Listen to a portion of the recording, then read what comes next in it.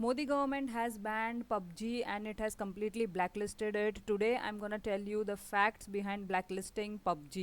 सबसे पहले तो जानना ज़रूरी है that PUBG is owned by a South Korean company but a Chinese company called Tencent has a significant holding in it. अब चाइनीज़ गवर्नमेंट को एक सबक सिखाने के लिए ज़रूरी था कि हम उसका एक बहुत ही अच्छा ऐप ब्लैकलिस्ट कर दे।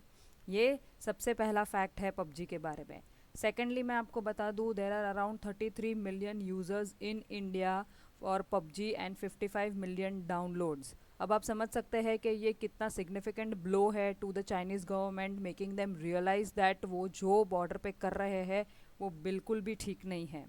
The third fact is that हमारे इंफॉर्मेशन एंड टेक्नोलॉजी मिनिस्ट्री को बहुत सारे ऐसे मेल्स आए हैं जिसमें national security was a concern. हमारा डेटा लीक होता था और ऐसे सर्वर्स पे पाया जाता था जो हमारे नेशनल बॉर्डर्स में नहीं आते थे।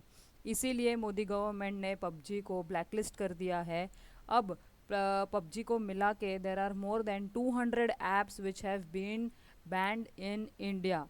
पहले भी हमने देखा था दैट टिकटॉक और वीवा वीडियो करके बहुत सारे ऐप्स, शेयरिट वगैरह बहुत सारे ऐप्स गवर्नमेंट ने बैन कर दिए थे, पर आज पबजी को बैन करके बता दिया है that we are vigilant enough to understand your games. The last reason which I feel for banning PUBG is that many students have lost their life, they have committed suicide, they went into depression। वो भी एक reason हो सकता है ban करने का। और आत्मनिर्भर भारत बनने के लिए ज़रूरी है दैट हम अपने दुश्मन को समझें और उनकी हर एक टैक्टिक को वो कुछ स्टेप ले उससे पहले ही हम स्टेप लेके उसे बता दें that we are ahead of you.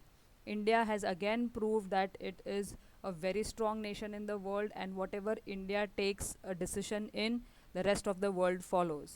आज चाइनीज़ गवर्नमेंट को एक अच्छा सा जवाब मिल गया है that we are so much capable of doing things and we can protect our people from the Chinese troops.